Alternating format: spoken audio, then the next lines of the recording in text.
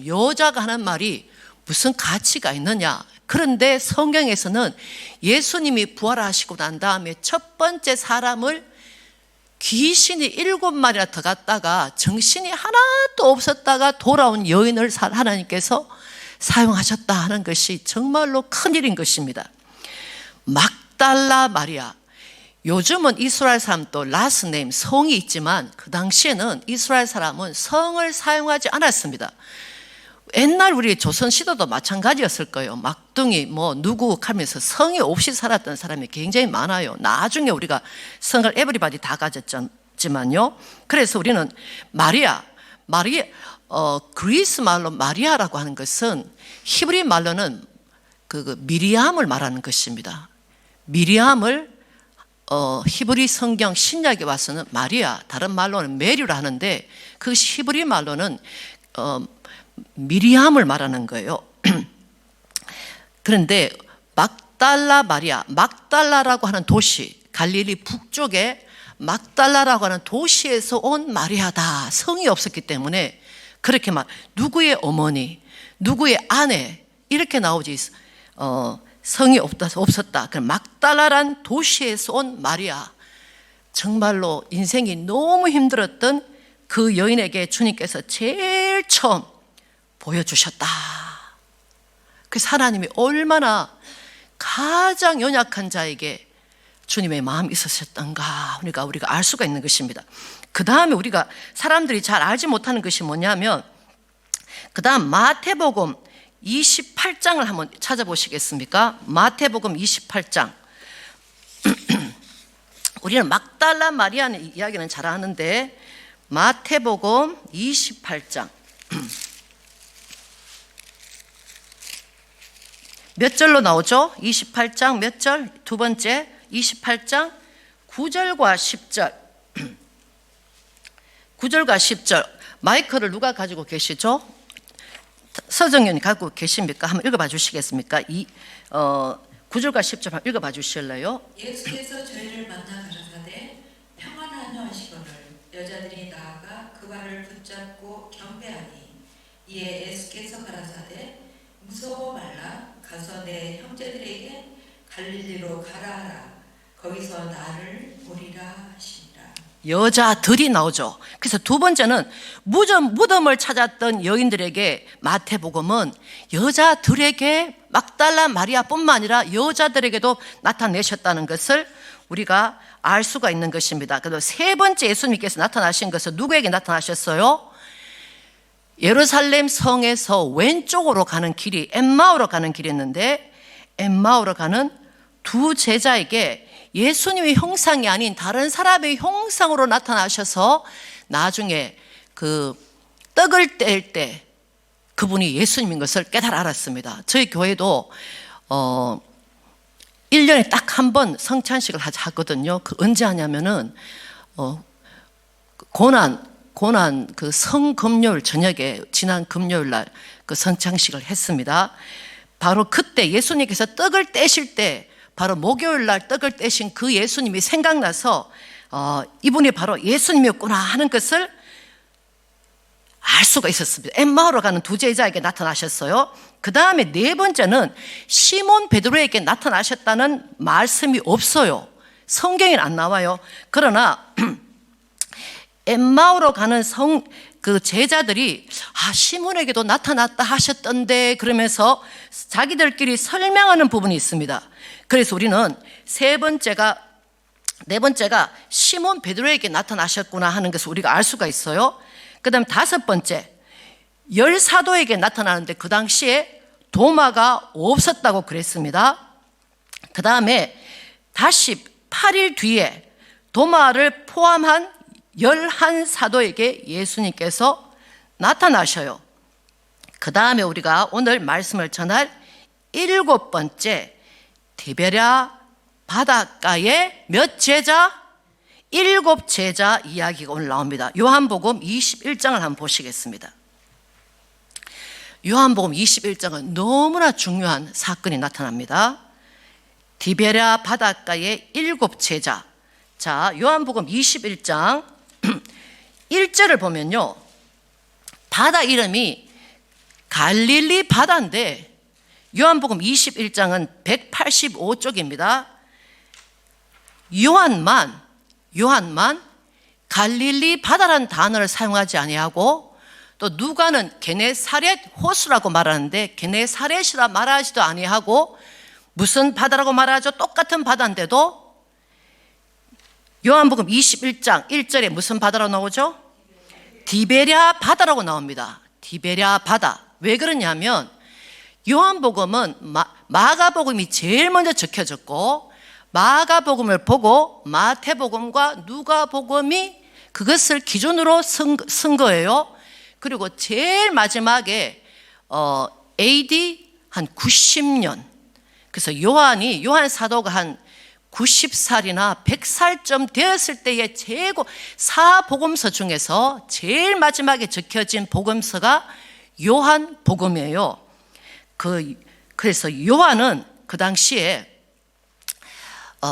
예수님 돌아가시고도 거의 한 60년이 지나고 난 다음에 이것을 요한복음을 적었거든요.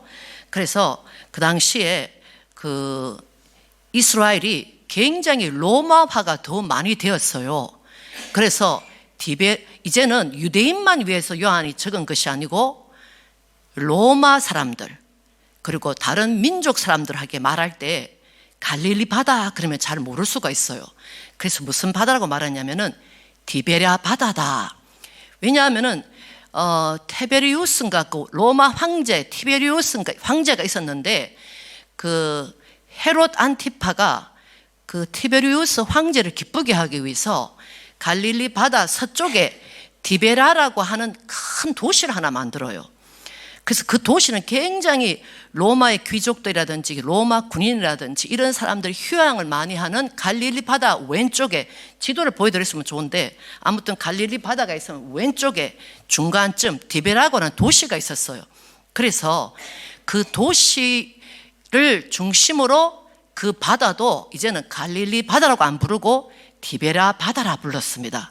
그래서 요한이 많은 사람들이 알게 하기 위해서 그 후에, 그 말은 뭐냐면은 도마에게 그리고 합쳐서 11 제자에게 나타나신 후에 라고 하는 놀라운 사건을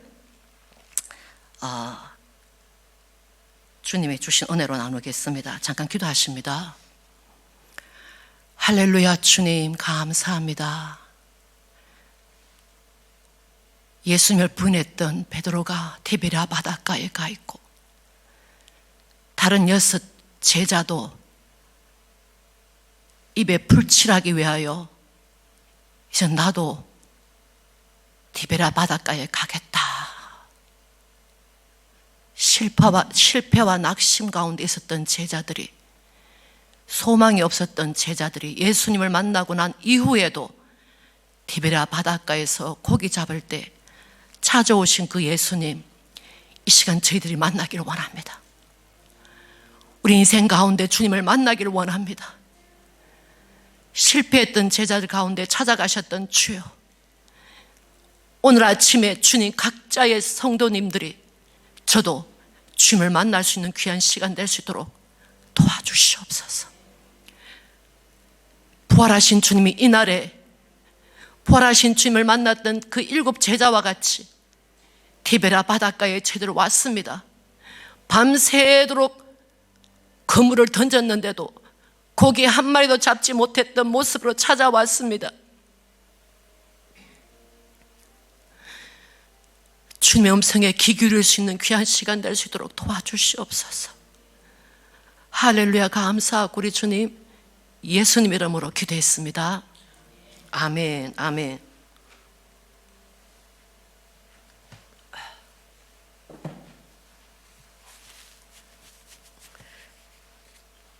디베랴 바닷가 7 제자, 그 다음에 8번에 보시면 500명에게 예수님께서 살아나신 것을 40일 동안 계시면서 500명에게 또 보이시고, 또 개인적으로 예수님의 동생 야고보에게 자기를 보이십니다.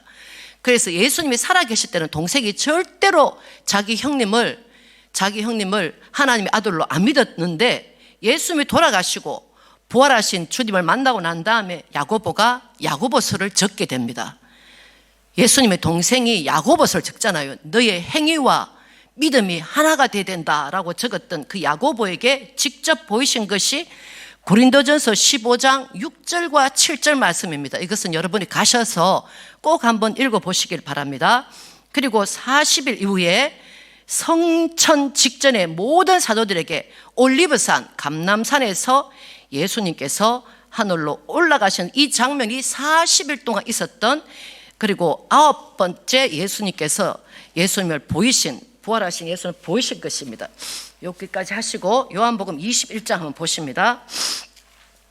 요한복음 21장을 굉장히 중요하기 때문에 1절과 2절 이런 식으로 2절씩 돌아가시면서 다 읽으십니다. 마이크를 조금 돌려주시고 이렇게 하시면서 읽습니다. 우리 조강복 부교님부터 한번 시작하시겠습니까? 마이크 있으시죠? 1절, 2절 그렇게 읽습니다. 그 후에 예수께서 디베랴 바다에서 또 제자들에게 자기를 나타내셨으니 나타내신 일이 이러하니라. 그리고 7명의 제자들 이름이 나옵니다. 시몬 베드로와 디두모라 하는 도마와 갈릴리 가나 사람 나 다니엘과 세베대의 아들들과 또 다른 제자들이 함께 있더니 3절, 4절. 시몬 베드로가 나는 물고기 잡으러 가노라 하매 저희가 우리 함께 가겠다 하고 나가서 배에 올랐으나 이 밤에 아무것도 잡지 못하였더니 날이 새어 갈 때에 예수께서 바닷가에 서셨으나 제자들이 예수신 줄 알지 못하는지라. 아멘. 5, 6절. 예수께서 이르시되 얘들아 너희에게 고기가 있느냐 대답하되 없나이다. 가라사대 그물을 배 오른편에 던지라. 그리하면 얻으리라 하신대 이에 던졌더니 고기가 많아 그물을 들 수 없더라. 아멘. 7절, 8절. 예수께서 사랑하시는 그 제자가 베드로에게 이르되 주님이시라 하니 시몬 베드로가 벗고 있다가 주님이라 하는 말을 듣고 겉옷을 두른 후에 바다로 뛰어내리더라. 다른 제자들은 육지에서 거리가 불과 한 50km쯤 되므로 작은 배를 타고 물고기 든 그물을 끌고 와서 육지에 올라보니 숯불이 있는데 그 위에 생선이 놓였고 떡도 있더라. 예수께서 이르시되 지금 작은 생선을 좀 가져오라 하시니 시몬 베드로가 올라가서 그물을 육지에 끌어올리니 가득히 찬 큰 고기가 153마리라. 이같이 많으나 그물이 찢어지지 아니하였더라. 예수께서 가라사대 와서 조반을 먹으라 하시니 제자들이 주신 줄 아는고로 당신이 누구냐 감히 묻는 자가 없더라. 예수께서 가셔서 떡을 가져다가 저희에게 주시고 생선도 그와 같이 하시니라. 이것은 예수께서 죽은 자 가운데서 살아나신 후에 세 번째로 제자들에게 나타나신 것이라. 계속 마지막까지 계속 나갑니다. 2절씩. 저희가 주밥 먹은 후에 예수께서 시몬 베드로에게 이르시되 요한의 아들 시몬아 내가 이 사람들보다 나를 더 사랑하느냐 하시니 가로되 주여 그러하외다. 내가 주를 사랑하는 줄 주께서 아시나이다. 가라사대 내 어린 양을 먹이라 하시고 또 두 번째 가라사대 요한의 아들 시몬아 내가 나를 사랑하느냐 하시니 가로되 주여 그러하외다. 내가 주를 사랑하는 줄 주께서 아시나이다. 가라사대 내 양을 치라 하시고 세 번째 가라사대 요한의 아들 시몬아 내가 나를 사랑하느냐 하시니 주께서 세 번째 내가 나를 사랑하느냐 하심으로 베드로가 근심하여 가로되 주여 모든 것을 아시오매 내가 주를 사랑하는 줄을 주께서 아시나이다. 예수께서 가라사대 내 양을 먹이라. 아멘. 18, 19. 내가 진실로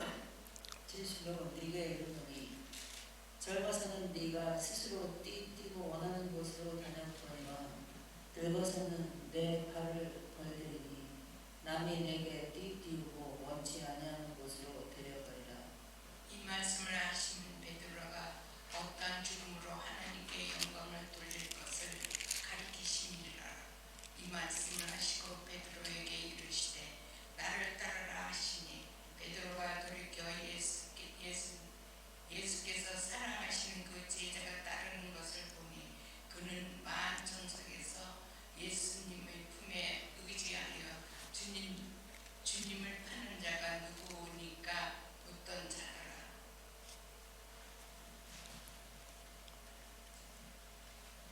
탁정교님 21, 22. 이에 베드로가 그를 보고 예수께 여짜오되 주님이 이 사람은 주여 이 사람은 주님 이 사람은 어떻게 되겠사옵나이까. 예수께서 이르시되 내가 올 때까지 그를 머물게 하고자 할지라도 내게 무슨 상관이냐. 너는 나를 따르라 하시더라. 이 말씀이 형제들에게 나가서 그 제자는 죽지 아니하겠다 하였으나 예수의 말씀은 그가 죽지 않겠다 하신 것이 아니라 내가 올 때까지 그를 머물게 하고자 할지라도 내게 무슨 상관이냐 하신 것이로라. 이 일을 증거하고 이 일을 기록한 제자가 이 사람이라. 우리는 그의 증거가 참인 줄 아노라. 예수의 행하신 일이 이 외에도 많으니 만일 낱낱이 기록된다면 이 세상이라도 이 기록된 책을 두기에 부족할 줄 아노라.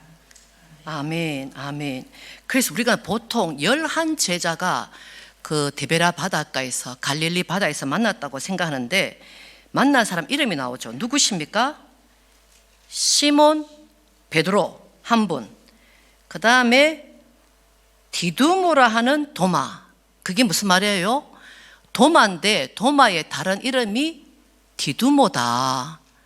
디두모라고 하는 뜻은 뭐냐면 이게 쌍둥이란 뜻이거든요. 쌍둥이, 도마란 뜻 자체가 쌍둥이란 뜻이에요. 우리는 한국말로 하면 그냥 쌍둥이 이름을 그냥 뜻이 그거예요. 한 사람인 거예요. 시몬 베드로 그리고 디두모라 하는 도마. 그 뜻을 설명해 준 거죠. 그 다음에 한 사람 누구죠? 나다니엘. 나다니엘은 예수님께서 첫 번째 물로 포도주를 만드신 그 도시에서 이 사람이 제자가 되자마자 자기 도시에 가서 예수님이 첫 번째 그 기적을 베푸셨던 것을 봤던 제자입니다. 나다나엘. 그 다음에 네 번째 제자가 누구예요? 세베대의 아들들. 그러면은 누구예요? 세베대의 아들들 야고보와 요한이죠. 야고보와 요한. 그리고 다른 두 제자 이름은 적지 않았어요. 그래서 우리가 합쳤을 때는 7제자다 그렇게 우리가 알 수가 있습니다. 그래서 한 사람은 베드로의 그 형이었던 안드레가 들어가 있지 않았을까? 그러면 나머지 4제자는 어디 갔을까? 예수님, 이 사람들은 베드로가 어부였기 때문에 그냥 그전에는 여인들이 다 자기 돈을 내가지고 예수님을 다 공개를 했어요. 근데 예수님 돌아가시고 다 흩어졌잖아요. 하루 금식, 이틀 금식, 3일 금식, 4일 금식 괜찮아요. 그런데 사람이 살아있기 때문에 결국은 먹어야 되잖아요. 그래서 나는 바다로 가리라. 나의 본업으로 예수님을 만났잖아요. 도마와 더불어 살아계신 예수님을 만났는데도 불구하고 결국은 고기 잡여하러 가 있는 제자들이에요. 그전에도 이 사람들이 어부였기 때문에. 그러나 마태는 없어요. 마태는 어부가 아니었잖아요. 또 다른 나다넬도 어부였는지는 모르지만 아무튼 그 가나 지역이었지만 다른 직업을 가졌던 제자들은 이 자리에 함께 없는 것입니다. 그런데 어부였던 제자들을 예수님께 찾아가셔서 우리의 마음을 감동시키는 것이 뭐냐면 바로 9절 말씀이에요. 예수님께서 밤새도록 고기를 잡는데 한 마리도 안 잡히니까 멀리서 50간이라는 것은 한 간이라는 것은 한 간, 한국에서 그 기둥을 세울 때 옛날에 한 간씩 세웠다 이런 말이 있잖아. 한 간이라는 것은 181cm 그래서 우리 오사가님 kit보다도 한 조금 더 정도 되는 그 정도가 181cm가 한 간이에요. 그래서 한 간 181 곱하기 50을 하면은 얼마가 나오냐면 한 90m. 그래서 우리가 100m 달리기 했잖아 옛날에. 90m 떨어진 그곳에서 새벽에 마을이 90m면 굉장히 멀어요. 100m 달리기 굉장히 멀잖아요. 근데 바닷가에서 예수님께서 말할 때에 고기가 있느냐 잡혔느냐 이렇게 없습니다 할 때는 예수님이 그걸 알지 못했어요.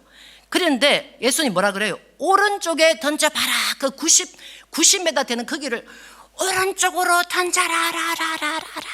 그러니까 이 사람 저 사람 누구야 하면서 던졌더니만 고기가 엄청나게 잡혔는데 그때 바로 요한이 가장 젊었던 이 글을 적은 요한이 예수님이시라는 것을 직감적으로 느끼는 거예요. 그럴 때 모든 사람들은 그냥 고기에 신경 쓰는데 베드로만 예수님이다 한 그 말을 듣고 원래는 수영할 때는 옷을 벗고 들어가잖아요.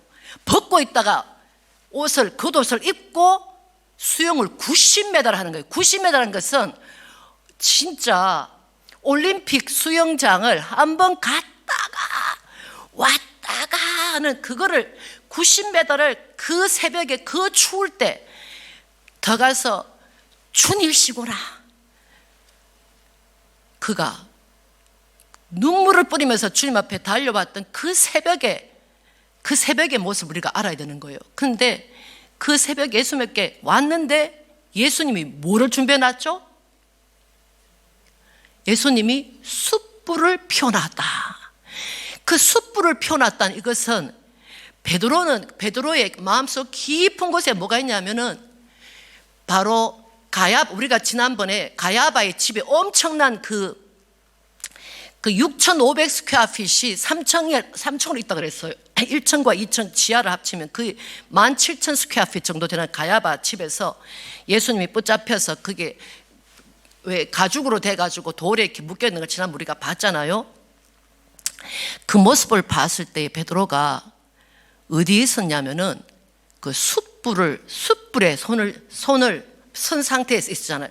숯불이라는 것은 먼지가 연기가 쫙 나는 것이 아니고 옛날 우리가 어렸을 때 난로에 할머니 할아버지가 난로에 고구마 밤 이런 거 했던 것처럼 그 숯불 은은한 숯불에 그 추운 베드로가 그 밤중에 밤새도록 예수님의 신문 받는 것을 들으시면서 하다가 부인했던 그 장면이 바로 그 숯불이었는데 예수님께서 정확하게 베드로가 실패한 그 장소를 재현해 놓으신 거예요.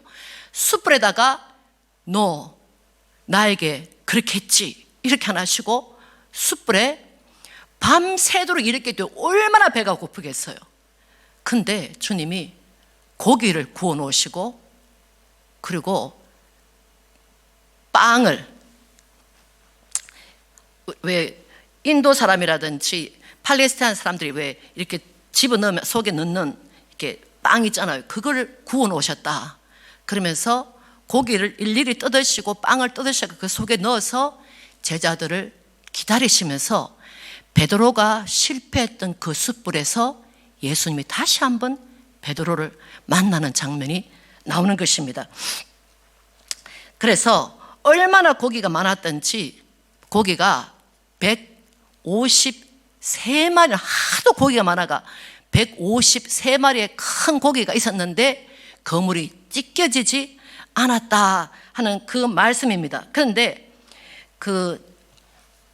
여기서 보시면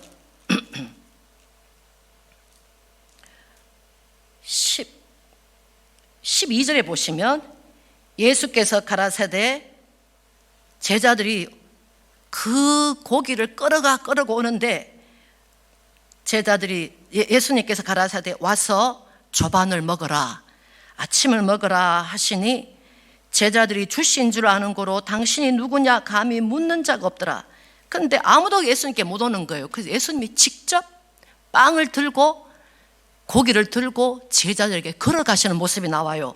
13절에 예수께서 가셔서 떡을 가져다가 제자들에게 주시고 생선도 그와 같이 하시니라. 감히 오지 못하는 제자에게 예수님께서 직접 구우셨던 그것을 가지고 걸어가시는 장면을 성경에서는 묘사해 놓고 있는 것입니다. 그래서 그 다음에 이렇게 말해요. 14절, 이것은 예수께서 죽은 자 가운데서 살아나신 후에 제자들에게 나타나신 세 번째다. 그냥으로 말하면 일곱 번째지만 제자들에게 도마 없이 만나주시고 도마 있게 만나시고 그 다음에 일곱 제자에게 만나신 세 번째 제자들에게 나타나신 것이다. 그리고 배가 고팠던 제자들에게 조반을 아침 식사를 먹이시고 난 다음에 베드로에게 물으시는 거예요. 베드로야, 요한의 아들 시몬아, 내가 이 사람보다 나를 더 사랑하느냐? 베드로가 그랬잖아요. 이 사람들은 다 주를 버릴지라도 저는 버리지 않겠습니다 그랬거든요. 이 사람보다는 내가 훨씬 믿음이 좋다는 하는 그와 같은 교만한 마음이 있었거든요. 근데 예수님께서 이 사람들보다 네가 나를 더 사랑하느냐 그러면서 양을 세 가지로 말씀하세요. 첫 번째는 아주 어린 양을 네가 먹었으니 너도 먹여라. 두 번째는 이제는 자란 양이 있지 않냐, 자란 양을 테킹케어 해줘라, 쳐줘라. 그 다음에 세 번째, 자란 양들도 네가 먹여줄 수 있냐. 그러면서 세 번째, 네가 나를 사랑하느냐, 사랑합니다는 말을 듣고 양들을 부탁을 하세요. 이 장면이 뭐냐면요, 많은 사람들이 좁은 길로 가야 된다 하는 말이 있는데 성경에서는 또 하나의 길을 말하고 있는데 그 길이 뭐냐, 바닷가에서 예수님을 만나는 사람이 있고 만나지 못한 사람이 있다는 걸 말해요.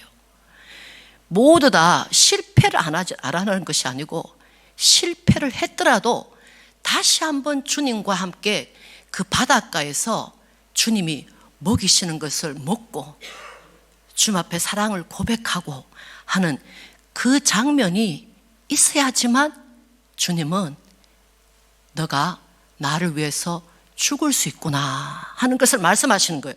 그래서 베드로가 내가 주님을 사랑합니다, 사랑합니다, 사랑합니다 세 번 말하니까 예수님께서 무슨 말씀을 하시냐면요, 양을 먹이라, 어린 양을 먹이라, 내 양을 치라, 내 양을 먹이라 그 말씀하시고 난 다음에 굉장히 중요한 말씀을 하세요. 18절 말씀, 조강북, 누가 지금 조강북이는 그거 갖고 있습니까? 마이크 한번 읽어봐 주실래요? 내가 진실로 진실로 내게 이르노니 젊어서는 내가 스스로 뛰고 원하는 곳으로 다녀보니와 늙어서는 내 팔을 벌리리니 남이 내게 띄우고 원치 아니하는 곳으로 데려가리라. 아멘. 예수님께서 베드로를 만나시고 먹이시고 사랑한다는 걸 알려주시고 베드로도 주님을 사랑한다는 말씀을 듣고 난 다음에 반드시 가야 될 성도들의 삶이 있는데 그것이 뭐냐면, 젊어서는 네가 스스로 원하는 곳으로 갔지만 늙어서는 남이 내게 띠를 띄우고 네가 원치 않는 곳으로 끌고 간다. 너는 이쪽으로 가기를 원하지만 너 글로 못 가, 이리 와 하는 것이 뭐냐면은, 베드로야, 너는 나를 위해서 순교하게 될 거다. 그전에는 한 번도 이런 말씀을 베드로에게 하지 않았는데, 내가 죽을 것이다, 내가 갈 것이다 했는데, 이 요한복음 21장 세 번째 만나주시면서 베드로야, 네가 젊었을 때는 네가 원하는 대로 가지만 늙었을 때는 남이 너를 사로잡고 네가 원치 않는 곳으로 끌고 갈 것이다. 그래도 되겠냐? 그 말이 뭐냐면, 지금 이 장면이 뭐냐면 바로 결혼의 서약서인 것입니다. 신부와 신랑이 그렇게 옷은 입지 않았다 할지라도 신랑에게 너는 신부를 위하여 머리가 팥불이 되도록 희지도록 사랑하겠느냐, 생명같이 사랑하겠냐. 주례가 물을 때 네, 신부에게 묻노니 너는 당신은 신랑을 끝까지 존경하고 사랑하며 살겠느냐? 예. 그래서 결혼이, 그 중에 한 명이 노? 이렇게 하면 안 되잖아요. 그래서 바로 주님을 따라가는 제자들은 뿐만 아니라 신부들은 반드시 바닷가에서 예수님을 만나는 이 장면, 실패했다 할지라도 예수님을 만나는 이 장면에, 이 사건이 반드시 그 인생에 있어야 된다는 거. 예수님을 뜨겁게 사랑하는 그 장면이 있어야 되고, 그때서야 신랑 되신 예수님이 너가 나를 위해서 죽어줄 수 있냐? 그게 온전한 사랑의 연합이다 하는 것을 주님께서 가르쳐 주시는 거예요. 그래서 19절에 보면 이렇게 나옵니다. 19절 김성숙 전교님 한번 읽어봐 주실래요? 19절 이 말씀을 하시면 하고 나옵니다. 이 말씀을 하시면 베드로가 어떠한 죽음으로 하나님께 영광을 돌릴 것을 가리키심이로라. 이 말씀을 하시고 베드로에게 이르시되 나를 따르라 하시니. 아멘. 베드로가 어떻게 죽을 것을, 십자가에 거꾸로 매달려 죽잖아요. 어떻게 죽을 것을 아시고 그때서야 나를 따르라. 그러면서 베드로가 20절 보니까 사랑하는 제자 젊은 요한은 이 사람은 어떻게 됩니까? 또 이렇게 물어요. 그렇게 주님이 이 사람이 어떻게 되든지 안 되든지 그게 너하고 무슨 상관이냐? 너는 나를 따르라. 우리가 신앙생활 할 때 이 사람은 왜 이렇게 사는데 잘 되고 이 사람은 왜 이렇게 은사가 많고 그것을 네가 왜 보느냐? 너는 나를 보고 따르라. 각자는 각자에게 주신 하나님의 은사가 있고 각자에게 하나님 주신 선물이 따로 있다는 것을 주님께서 말씀하시는 거예요. 그래서 그때 이 말을 들었던 나머지 6 제자들도 우리도 이제는 부활하신 주님을 따라 내 생명을 바쳐야 되겠구나 하는 그 장면이 모든 제자에게 다 마음에 들어가는 게 베드로뿐만 아니라, 그래서 여기 있던 모든 제자가 다 순교합니다. 모든 제자가. 그런데 여기서 끝까지 살아있으면서 순교하는 사람이 있어요. 누구예요? 요한. 요한복음, 요한 1서, 요한 2서, 요한 3서, 요한 계시록. 그래서 예수님이 내가 돌아올 때 이 사람을 내가 만날 때까지 그를 둔다도 네가 어떻게 하겠냐 하는 말 하잖아요. 그 말은 뭐냐? 예수님께서 결국 나이가 90세가 되는 요한에게, 우리 정교님 지금 89세시잖아요. 우리 정교님에게 요한이 이 연세 때 그 모든 계시를 보여주셔가지고 글을 적게 되는 장면이 나오거든요. 그래서 주님은 22절 예수께서 가라사대 내가 올 때까지 그를 머물게 하고자 할지라도 내게 무슨 상관이냐? 너는 나를 따르라.